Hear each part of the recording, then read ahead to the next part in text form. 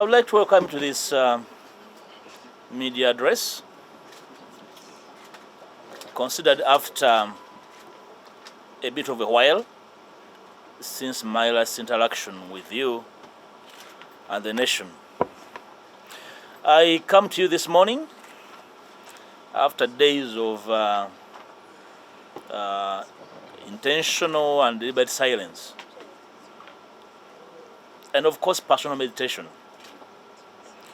to address today two issues on my next plan in the fight for the total liberation of our nation. Questions and speculation have been on for as to whether, where and when I am going. I'm sure you've heard of them.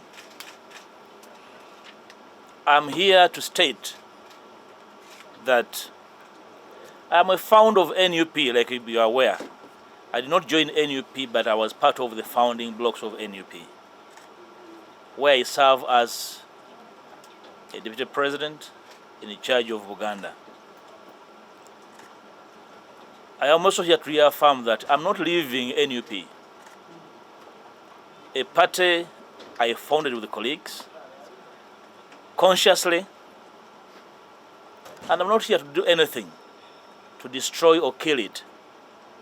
At least I'm not invited to do so at this moment. At least nobody has moved me to the level of even thinking about deserting a party I founded. That should be understood. So whoever thought that they're hounding me out of NUP, I'm here to assure them that whichever indiscipline, mismanagement, mischievous maneuvers we are going to be in.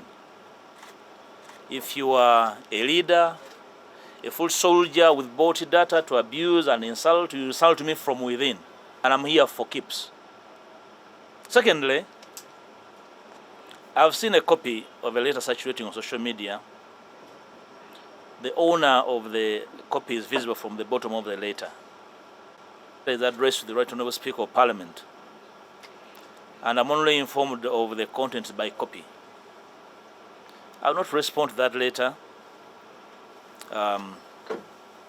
except to restate my position as communicated earlier to the party and the nation, that I affirm the fact that I confess no wrongdoing, whether in law or elementary common sense.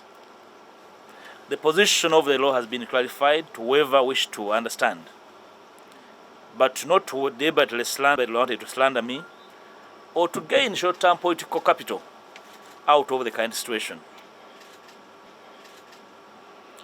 So I did state my position. It is the position of the law and the common sense. I wish to reassure all comrades in the struggle for a fair Uganda that my commitment has never waned, that I'm not and shall never be part of any form of corruption. I've never been indicted of corruption. I am never corrupt, and nobody will invite me into corruption. So when we find ourselves disagreeable on anything in our midst, as a party, as change-seeking forces, we must find mechanisms for motion, which is different from grandstanding and desire to settle political scores at the expense of reputations of comrades with whom we struggle to offer the country better leadership. Ugandans must be encouraged, and I'm here to encourage Ugandans at all times to question the decisions of their leaders, especially those in higher offices that make a decision on their behalf and acting on their behalf. In the current circumstances, it's not difficult to tell that the objective was never on accountability, because no one provides accountability on social media or at press conferences. These have cast much doubt within the Ugandan populace and our partners beyond our borders is whether our party is capable of handling Hominga's tasks of liberation and effecting solutions to the political and social challenges of our country. We must regain public confidence as NUP and as the opposition, trust and demonstrate that we are worthy the people's support in leading the charge for change and transformation the Ugandan masses are yearning for. You can note that in the current circumstances, like we are observing all over the last 1.5 months, Museveni has been candid to us, at least, over his dynasty agenda, including the latest reshuffles in the EPDF that saw his son ascend to the helm of the country's military. Unfortunately, the largest opposition party in the country looks clueless and unable to guide its bruised cadreship on what next. Even the renewal of the term of the EC commissioners, who bungled and defeated with the last election, did not raise the curiosity of the largest opposition party in the country.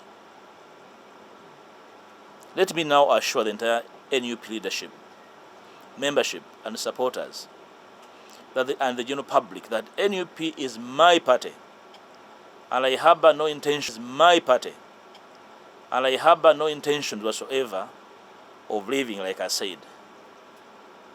And the next days or weeks, I will embark with the colleagues that concur with the challenges in the party on a program to reform the party and make it a credible party and competent as a party or as a government in waiting.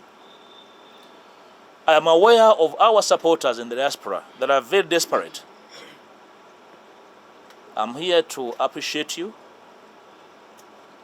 Your immense support is appreciated in building our younger party and the quest for a new Uganda in general. I am aware the diaspora interacts with a lot of information, but largely a lot of misinformation, targeting their justifiable desperation for change. I pledge to you my availability and the clarity of mission and purpose in whatever we do to change the trajectory of our nation. Ugandans in the diaspora are desperate to cement their contribution towards change beyond social media commentary and material support, which seem to be a major preoccupation of many leadership here in Uganda.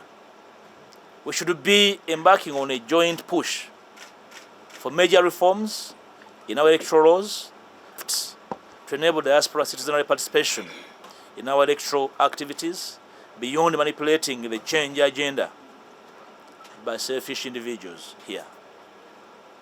By the end of the planned NUP reform process that I've pledged, arbitrary, obscurantist, and deviant work methods, lack of internal conflict resolution mechanisms, nepotism, corruption, greed, and abuse of office, including extortion and blackmail, will be a thing of the past.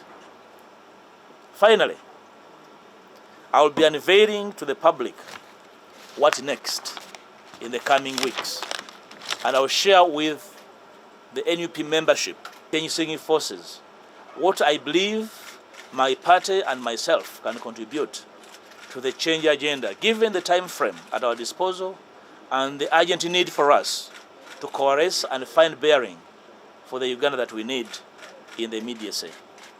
I thank you for God and my country.